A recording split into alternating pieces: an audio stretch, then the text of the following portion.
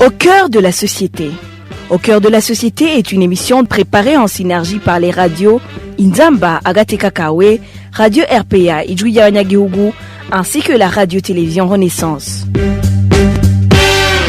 Les hépatites virales sont un peu nombreux, mais les plus fréquents sont l'hépatite A, B et C. Et donc les symptômes sont différents selon les catégories, mais spécialement l'hépatite de type A, c'est une maladie que je dirais de transmission oro-fécale, c'est-à-dire une hygiène lacuneuse. Donc la transmission se fait par cette voie. Donc c'est une maladie des mains sales en un mot. Et même les symptômes sont différents parce que toutes les maladies des mains sales sont manifestées de la même manière, c'est-à-dire qu'il y a des douleurs abdominales, diarrhée et quelquefois des vomissements. Et pour l'hépatite B et l'hépatite C, les symptômes sont un peu différents et apparaissent un peu plus tardivement, au stade de complications au niveau hépatique. Mais avec toutes ces maladies, ils ont un même signe, un symptôme commun. C'est une manifestation, une corrélation un peu plus jaunâtre des yeux et des muqueuses. Et donc, ça s'appelle techniquement ictère ou même langage un peu populaire, jaunisse.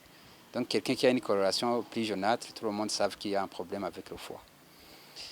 Et l'hépatite B, quant à la transmission, l'hépatite B se transmet de la même manière que le VIH. Le VIH, c'est une transmission sexuelle par voie sanguine, par des sécrétions humaines comme la salive, le sueur ou les urines. Et l'hépatite virale C se transmet essentiellement par le sang. Donc quand on dit essentiellement par le sang, il faut entendre par le partage des objets tranchants ou une transfusion qui n'a pas été bien testée. Et au niveau des symptômes, comme je l'ai dit, l'hépatite virale B et C sont manifestées tardivement, donc au stade de complications, c'est-à-dire que ce sont des manifestations cliniques d'une cirrhose hépatique ou d'un cancer au niveau du foie qu'on appelle le carcinome hépatocellulaire. Et c'est trop tardivement. Mais quand quelqu'un est testé positif à l'hépatite virale B ou C, il faut répéter le test après 6 mois parce qu'il y a des chances même d'éliminer le virus par l'immunité naturelle. Donc quelqu'un est confirmé hépatite B ou C chronique dans un test après 6 mois. Donc 6 mois après le portage. Dès là, on est porteur chronique. Et le traitement, la différence, c'est la différence entre l'hépatite virale B et l'hépatite virale C.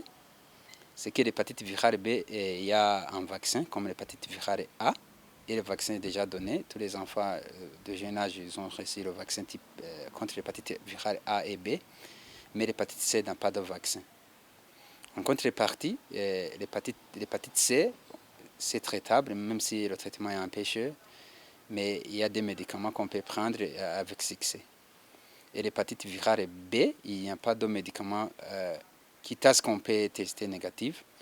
Mais il y a des médicaments de traitement type palliatif. Donc, on peut prendre des traitements et on empêche le virus de progresser.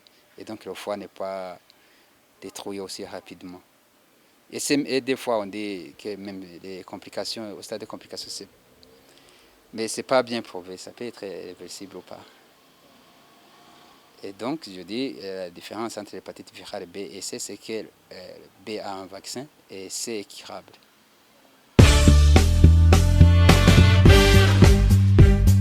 C'était l'émission Au cœur de la société.